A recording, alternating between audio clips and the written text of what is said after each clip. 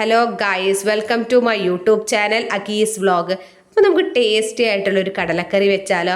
അതിന് വേണ്ട സാധനങ്ങൾ പറഞ്ഞിട്ടുണ്ടെങ്കിൽ ഒരു തക്കാളി, ഒരു ഉള്ളി, ഒരു ക്യാരറ്റ്, പിന്നെ ഒരു ഉരുളൻകിഴങ്ങ്, ഒരു മുറി തേങ്ങ, മല്ലി, ചിക്കൻ മസാല, മുളക് പൊടി, മഞ്ഞൾപ്പൊടി, ആവശ്യത്തിന് ഉപ്പ്. അത് കഴിഞ്ഞ് ഞാൻ മല്ലിയും നാളികേരും ചിക്കൻ മസാലയുടെ പൊടിയും കൂടി അരച്ച് വെച്ചിട്ടുണ്ട്. അപ്പോൾ നിങ്ങൾക്ക് വേണമെങ്കിൽ ഇതിൽ ചിക്കൻ മസാല കൂട്ടി അരച്ചാൽ മതി. ഞാൻ ഇത് മൂന്നും കൂടിയാണ് കൂട്ടി അരച്ചെന്ന്.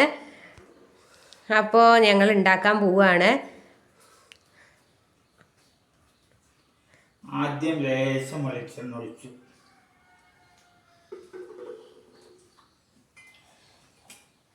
കടല ഇടാൻ പോകും.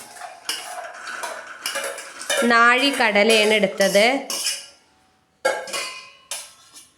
അത് കഴിഞ്ഞിട്ട് ഉരുളൻകിഴങ്ങ്,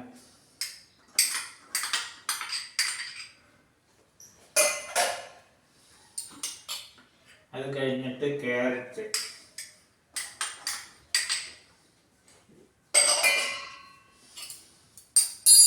അത് കഴിഞ്ഞിട്ട് ഉള്ളി,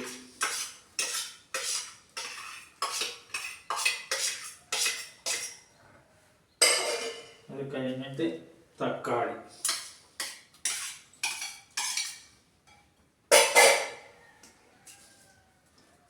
കുറച്ച് മഞ്ഞൾപ്പൊടി, കുറച്ച് മുളക് പൊടി, അത് കഴിഞ്ഞ് കുറച്ച് ഉപ്പ്. ഇനി പോരാ എന്നുണ്ടെങ്കിൽ ഉപ്പ് പിന്നീട് ചേർക്കാം. 2 കോപ്പ വെള്ളം. അപ്പോൾ നമുക്ക് ഇത്രയും സാധനങ്ങൾ ഇതാക്കിയിട്ട് കുക്കറിൽ ഒന്ന് വേവിച്ചെടുക്കണം. ഒരു 4 വിസിൽ ഉണ്ടായിക്കോട്ടെ.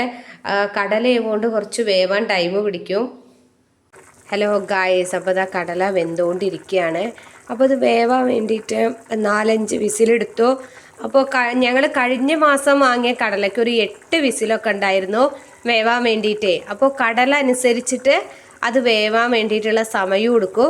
അപ്പോൾ നിങ്ങൾ അങ്ങനെ കടലക്കറി ഉണ്ടാക്കുമ്പോൾ അത് ശ്രദ്ധിക്കുക.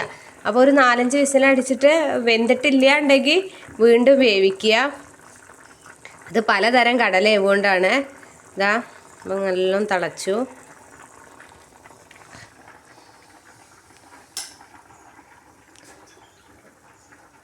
അപ്പോൾ ഇനി അരവ് പാടാൻ പോകണം.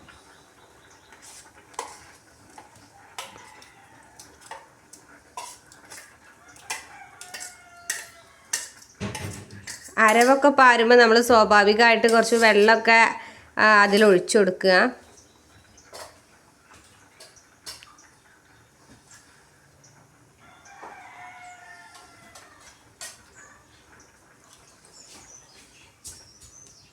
എന്നിട്ട് ഇതൊന്ന് രണ്ടും കൂടി നല്ലോണം തിളച്ച് വരണല്ലോ അച്ഛാ.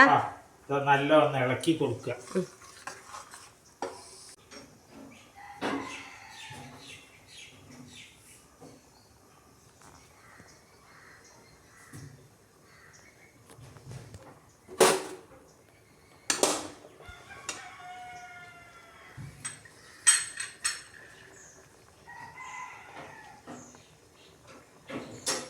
അപ്പോൾ അടിപൊളിയായിട്ട് ഇതങ്ങനെ തിളച്ച് വരികയാണ്.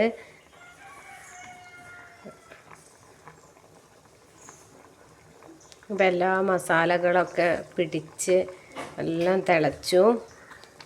ഇനിയൊരു 10 മിനിറ്റ് കഴിഞ്ഞാൽ ഗ്യാസ് ഓഫ് ചെയ്യുക. എന്നിട്ട് അതിലേക്ക് വറുത്തിടുക.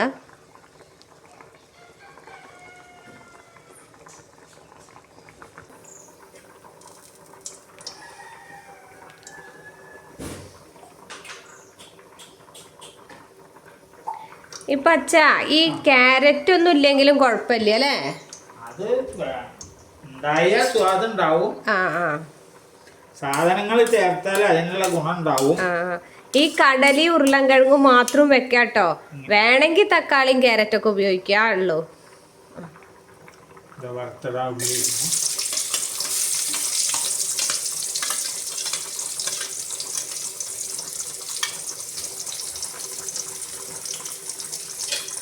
നിങ്ങൾ പുട്ടൊക്കെ ഉണ്ടാക്കുമ്പോൾ ഇതേപോലെ ഒന്ന് ഉണ്ടാക്കി വെക്കൊണ്ടോ, നല്ല ടേസ്റ്റ് ആവും.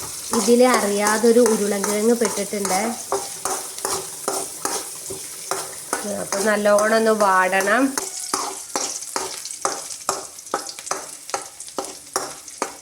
മൂത്ത് വരുന്നുണ്ട്.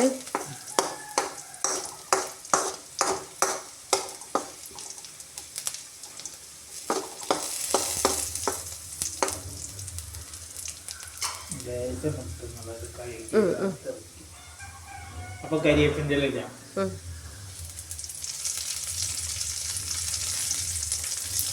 അതെടുത്ത് ഇളക്കി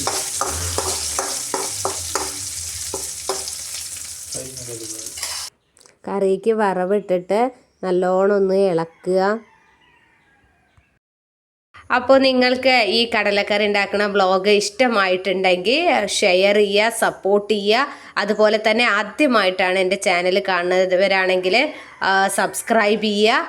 അപ്പോൾ ഇനി നാളെ പുതിയൊരു വ്ളോഗുമായിട്ട് വീണ്ടും കാണാം. Tata bye bye, see U.